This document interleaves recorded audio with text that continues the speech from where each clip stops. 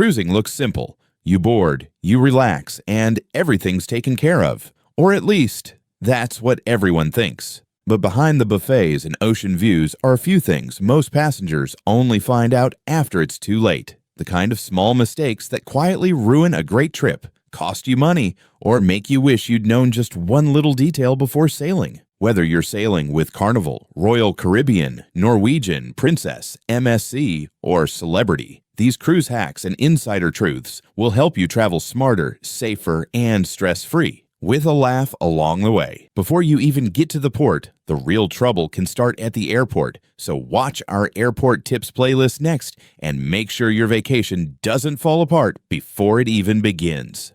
Tip number 1. Forgetting to check your cruise contract fine print. Let's start with what's probably the most boring part of cruising, the fine print. It's not fun to read, but it's where all the hidden extras live, the surprise charges, tips, and fees that quietly drain your spending money before you've even ordered your first drink. Most passengers don't even glance at it. They see pages of legal jargon, think, yeah, whatever, and hit agree. But that tiny wall of text is where cruise lines quietly hide the details that end up costing people hundreds of dollars. Automatic gratuities, daily service fees, or optional charges that somehow show up on every account. It's also where they explain that your itinerary can change without notice, and if they skip a port because of weather or scheduling, you usually won't get full compensation.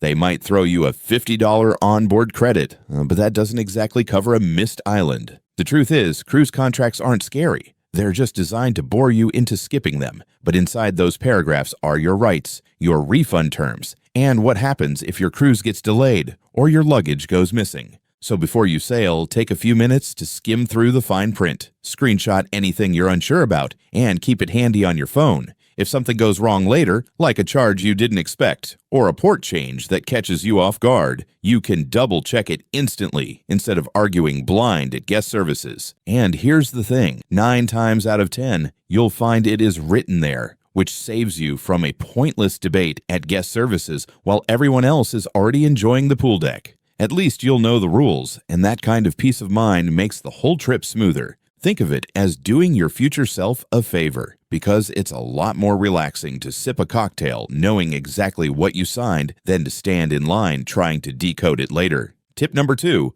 showing up late on embarkation day. If you've ever watched a pier runner video, you already know how this one ends. The ship leaves, you don't, and no, they won't turn around. Cruise lines tell you to arrive hours before departure for a reason. The boarding process is like an airport on slow motion. Check-in, ID checks, security, and long lines of people who all think they're the only ones running late. By the time you reach the gangway, the ship's horn is blowing and the crew is already untying ropes.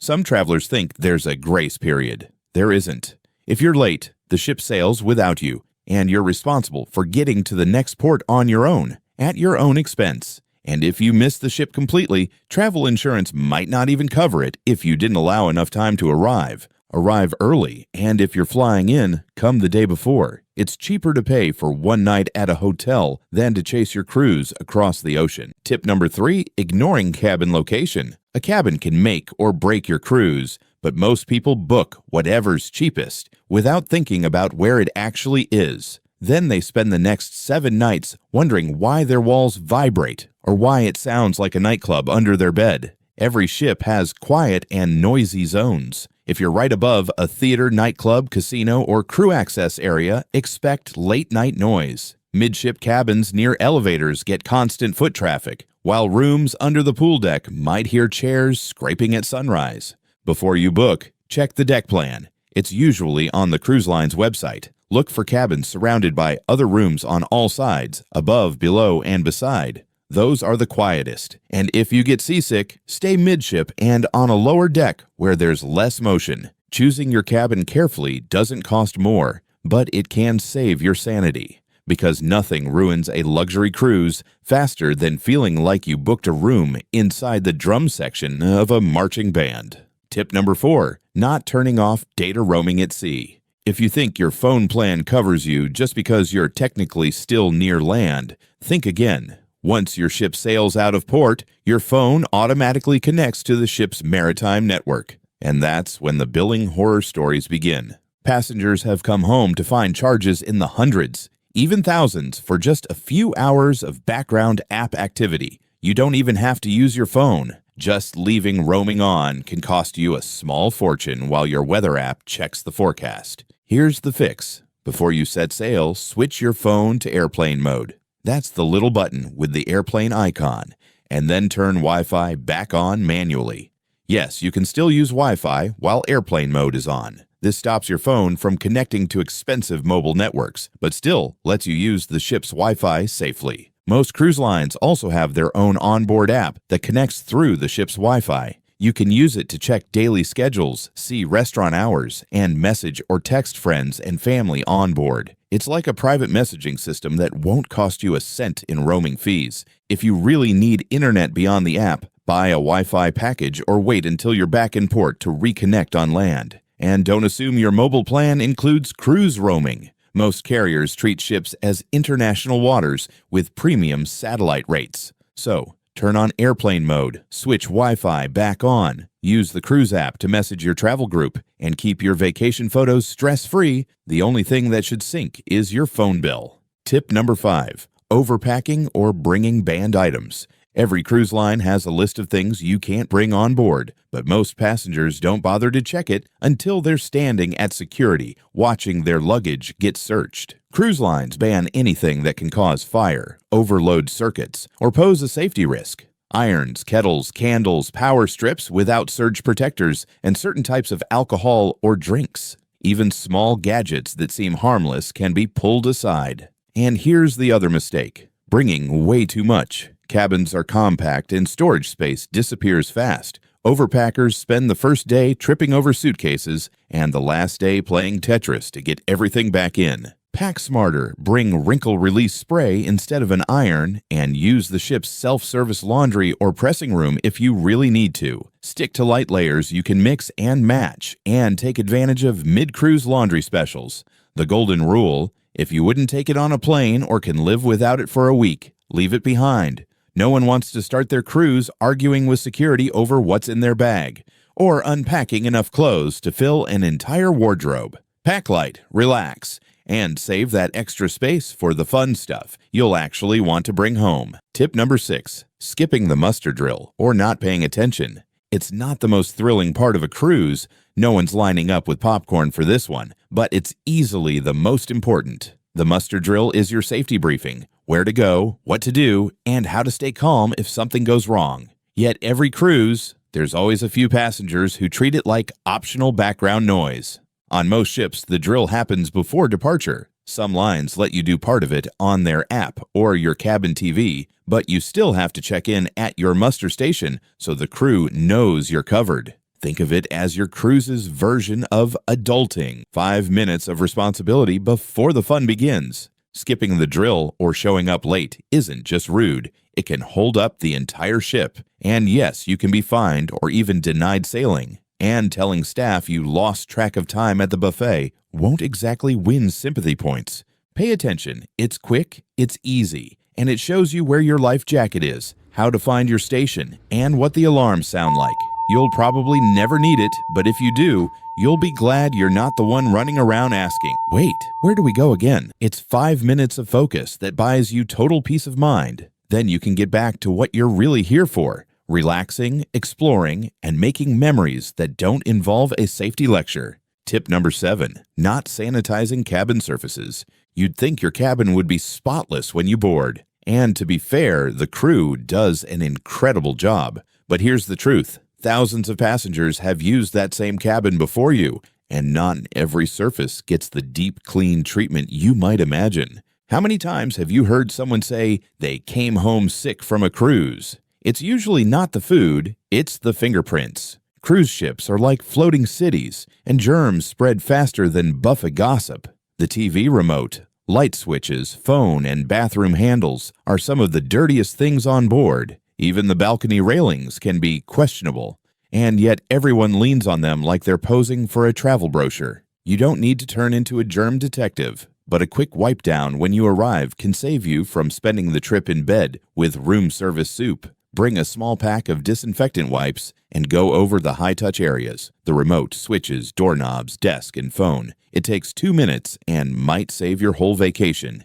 And here's a pro tip. Sanitize your hands after using the elevator buttons. They're handled more than the dessert tongs at the midnight buffet. Cruises are meant for relaxing, not recovering. A quick wipe and a bit of common sense go a long way, because nothing says worst vacation ever like learning the ship's doctor on day 3 knows you by first name. Tip number 8, falling for the unlimited drinks package. It sounds like the ultimate deal. Endless cocktails, no thinking, no limits. But here's the catch. Those packages are designed for people who can drink like it's their full-time job. Most cruise lines price them so high that you'd need to drink 6 to 10 alcoholic beverages a day just to break even. And that's not counting the days you're off the ship exploring ports or feeling a little too wobbly from the night before. Plus, those unlimited deals usually come with limits you didn't notice. Many cap how many drinks you can order at once, exclude top-shelf brands,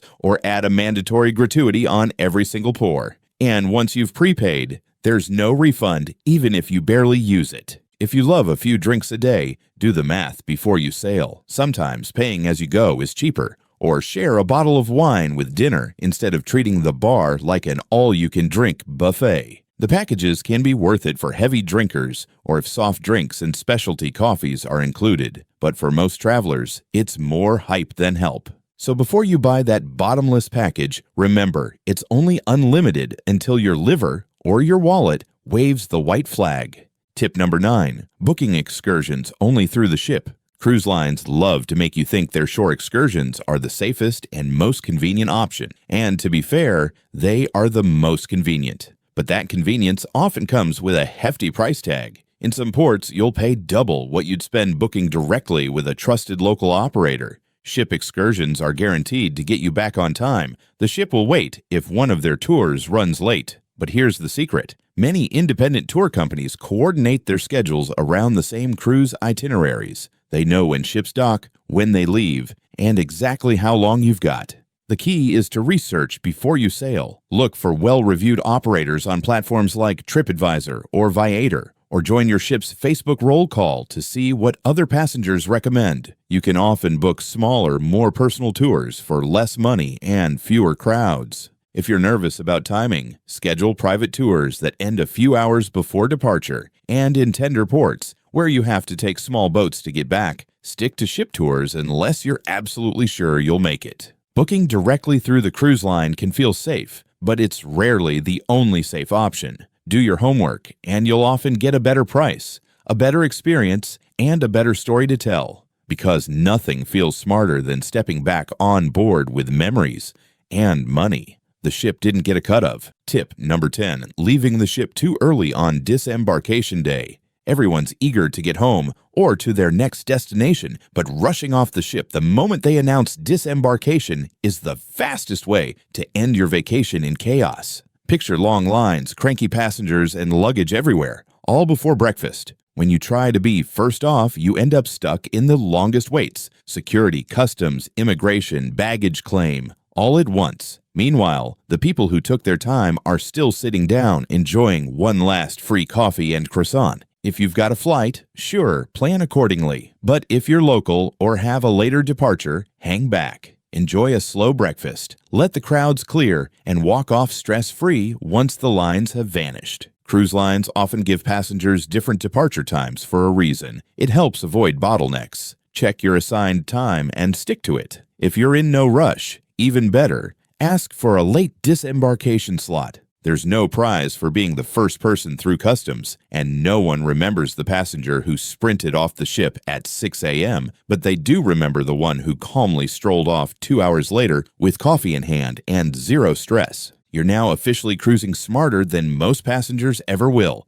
and your trip hasn't even started yet. With these tips in your back pocket, you'll spend less time stressing and more time soaking up the good stuff, sunsets, sea air, and maybe even a few of those umbrella drinks. And before you even get to the port, make sure the journey there goes just as smoothly. Watch our airport tips playlist next, because a great cruise starts with a drama-free flight. While you're there, don't forget to like, subscribe, and hit the bell so you never miss a trick that makes travel a little smarter and a lot more fun.